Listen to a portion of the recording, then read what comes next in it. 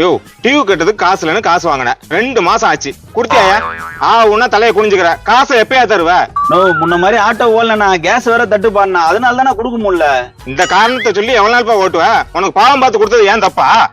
no பெரிய வார்த்தைலாம் ஏன்னா பேசிக்கிட்டு இருக்க வேணா டெய்லி 2 சவாரி வந்துருண்ணா அதுலயே காசை கழிச்சுக்குவ ஏன்டா என் வேலை வெட்டிலாம் விட்டுட்டு உன் கூட வண்டியில வந்து என் காசை கழிச்சுக்கணுமா என்னடா உனக்கு இப்ப காசு இல்ல என்னடா பண்ண சொல்றது அசிங்கப்படுத்துறியாண்ணா என்ன பிரச்சனைங்க எப்போ அவர்கிட்ட காசு வாங்கியிருந்தேன் டியூ கட்டுறதுக்கு தொல்லை கொடுக்குறாரு ஏண்டா வாங்கின காசை கொடுக்க தெரியாதுடா என்னடா அறிவு உனக்கு எனக்கு புள்ளியா வந்துட்டு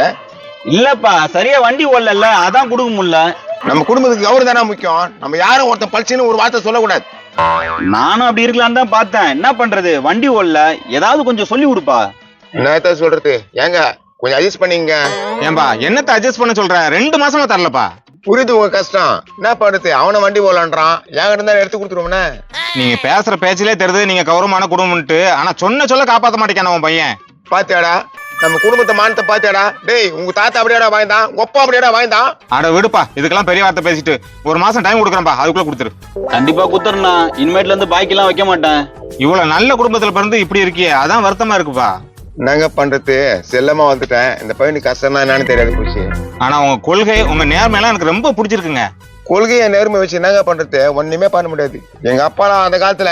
எல்லாருக்கும் அள்ளி கொடுப்பாரு எல்லாம் போச்சு சரிப்பா நீ போ நான் பாத்துக்கிறேன் ஏன்டா என்ன அனுப்புற அவர்கிட்ட மனசு விட்டு 4 வார்த்தை பேசலான்னு பார்த்தா என்ன அனுப்புற நீ சொல்லுப்பா நம்ம பேசலாம் பாருங்க என் கையில 100 ரூபாய் இருந்தாலும் நான் கொடுத்துருவேன் எங்க அப்பா கையில 1000 ரூபாய் இருந்தாலும் அவரும் கொடுத்துருவாரு அது மாதிரி வாய்ந்த பரம்பரை எங்க பரம்பரை செம கிரேட்டுங்க இப்போ என் பையன் பாக்கெட்லயே காசு இல்ல என் கையிலயும் காசு இல்ல அதுக்காக நான் யாருக்கிட்ட தர முடியலங்க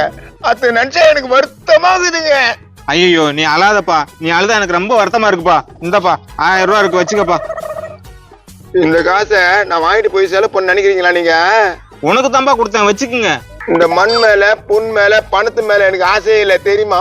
அட தம்பி இத மாதிரி அப்பா கிடைக்கிறதுக்கு நீ கொடுத்து வச்சிருக்கணும்பா இந்த காசை எடுத்து போய்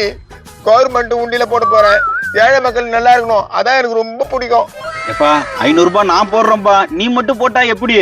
இல்லடா இவர் பேரை சொல்லி இன்னைக்கு 500 ரூபாய் நாளைக்கு 500 ரூபாய் நான் போறேன்டா எப்பா உள்ளே விட்டுற பத்தியா நீங்க அண்ணன் தான் பாதியில இருக்கிறாரடா கேட்டா கொடுக்க போறாரு நான் போய் கவர்மெண்ட் உண்டியில போடுறேன் எப்படியாப்பட்ட ஃபேமிலியா உன் ஃபேமிலி உள்ள அரிச்சு போச்சியா ஃபுல்லா அதுக்குதான் போறாரு